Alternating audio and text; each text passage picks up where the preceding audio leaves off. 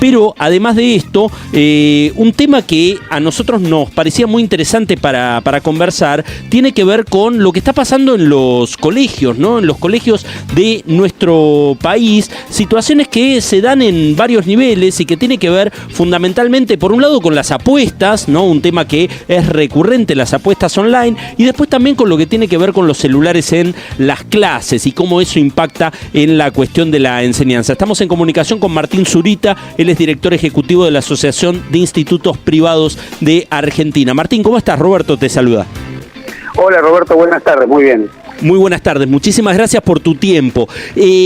Martín, te quería consultar, lo primero, ¿cómo te parece que está impactando o qué cambios ves que se están dando con respecto a los celulares en las clases, en las aulas?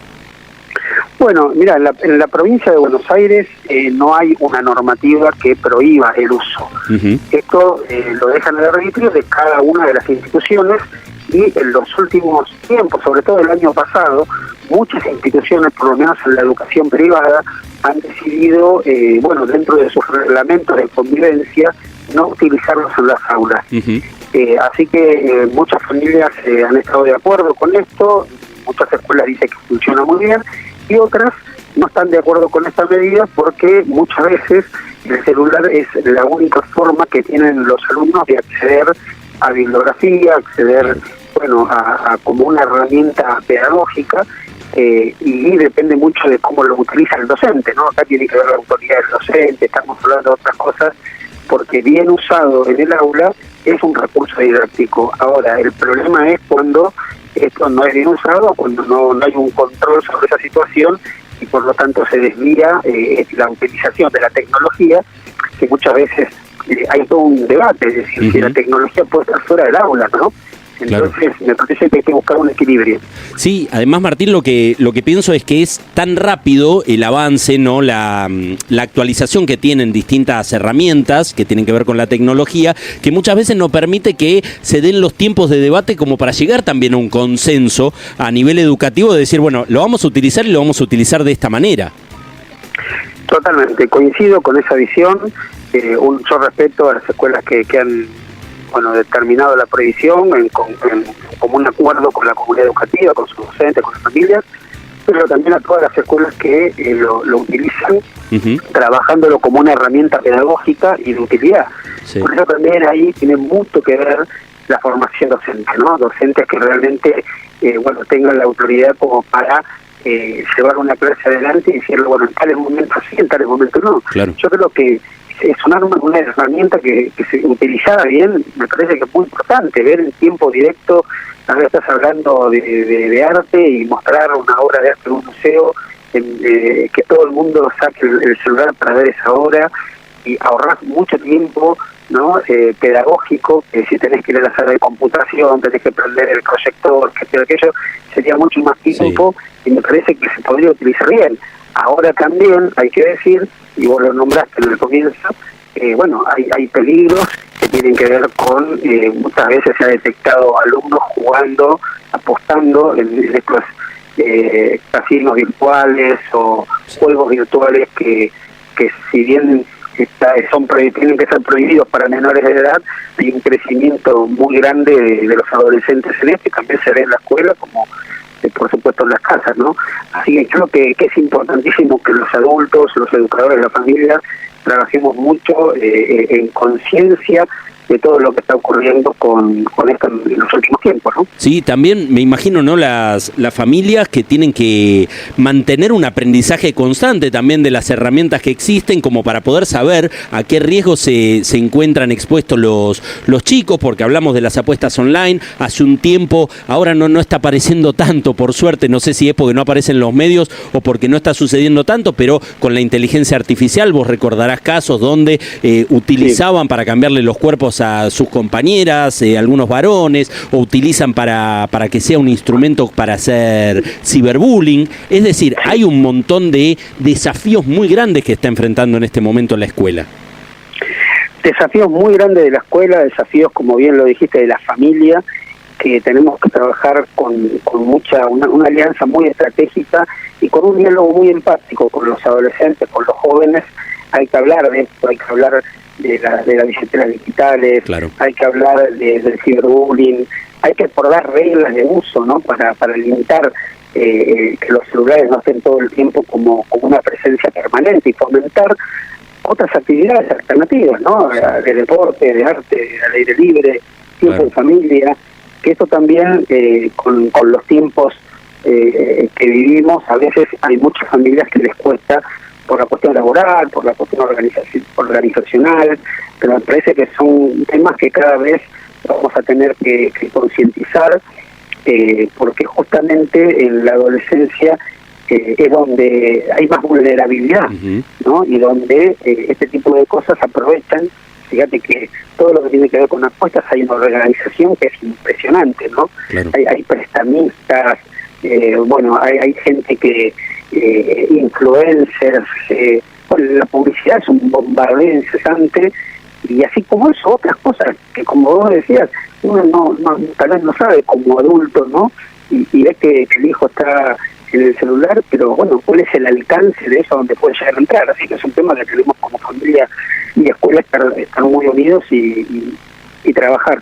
Estamos en comunicación con Martín Zurita, director ejecutivo de la Asociación de Institutos Privados Argentina. Estamos hablando un poco sobre los desafíos que tiene la escuela en un 2025 plagado de tecnología, pero también yo te quería comentar un dato que nos llamó muchísimo la atención de las últimas horas, y es la caída de la natalidad, puntualmente en Mar del Plata. Te voy a llevar a este punto, ¿no? La caída de natalidad en Mar del Plata, un descenso del 43% en los últimos 15 años, y esto tiene un impacto increíblemente y lógicamente sobre, por ejemplo, los jardines de infantes, ¿no? Porque las matrículas empiezan a bajar, se hace como una especie de cadena negativa en donde, claro, hay menos matrícula, las instituciones tienen menos ingresos, se dificulta mantener la infraestructura, los servicios, los salarios. ¿Cómo ves este fenómeno que se está dando?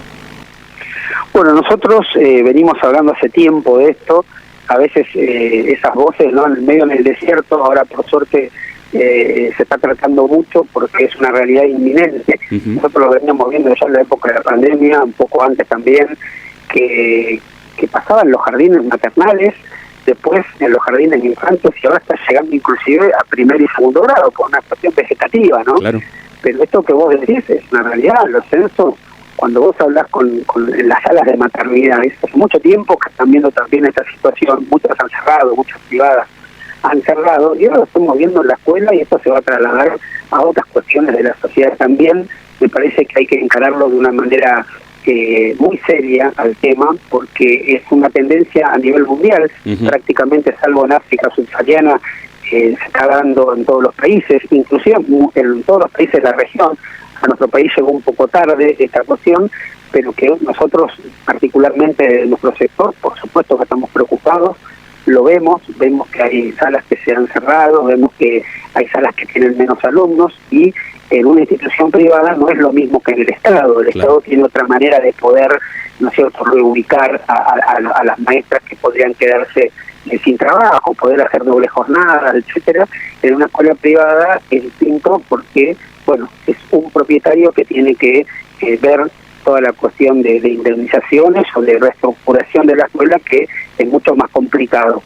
Pero realmente es un tema de número uno en la agenda de nuestras instituciones, porque es un tema que ya está, no es que va a venir, sino que ya está y se va a seguir profundizando. Martín, y ligado a esto, el último tema que quería conversar con vos también tiene que ver con este aumento, ¿no?, que se conoció. Esto es para los colegios privados con subvención estatal, se aumenta un 3%, esto es a partir de abril. ¿Tiene que ver también con este proceso? Bueno, no, esto es así, es 3% para las escuelas que reciben aporte estatal, que son el 70% de las escuelas privadas. En la provincia de Buenos Aires hay 6.300 escuelas privadas, de las cuales 3.900 reciben algún tipo de aporte estatal. Así que esas son las que aumentaron 3%, no aumentarán a partir de mañana. El resto de las escuelas privadas no subvencionadas, de acuerdo a sus números, a su estructura de costos, va a aumentar, tal vez sea más que ese porcentaje. Claro. Y esto se debe básicamente al impacto que tienen los sueldos en la cuota de un colegio privado. Entre el 80 y el 90% de la conformación de la cuota de un colegio privado es costo laboral.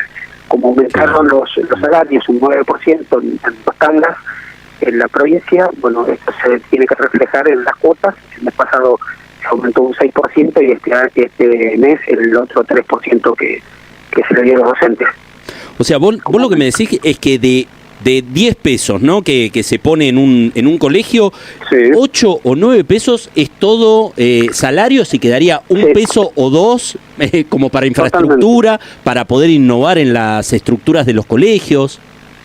Es así, y por eso es una preocupación muy grande. Sí. Fíjate que el año pasado las tarifas aumentaron entre 4 o 5 veces, luz, gas, agua, y las escuelas son edificios grandes generalmente, que tienen mucha utilidad, mucho uso, y por lo tanto nos vinieron boletas exorbitantes.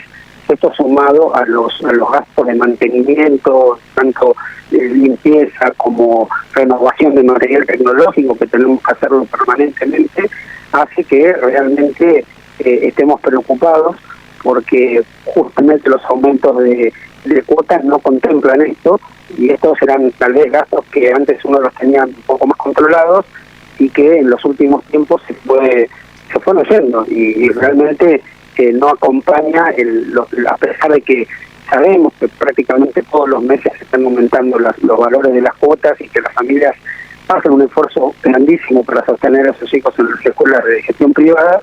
Del otro lado, también hay la preocupación para poder mantener los proyectos educativos por los cuales cada vez confiaron, y que cada vez nos cuesta más.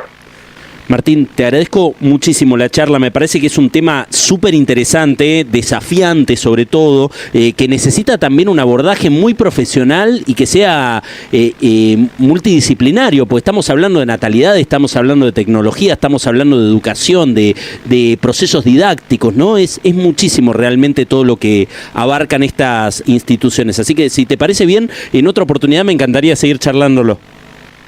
Sí, cómo no, son temas realmente cruciales y de gran importancia, como vos lo estás manifestando, así que a disposición. Muchas gracias. Un abrazo muy grande, Martín, gracias.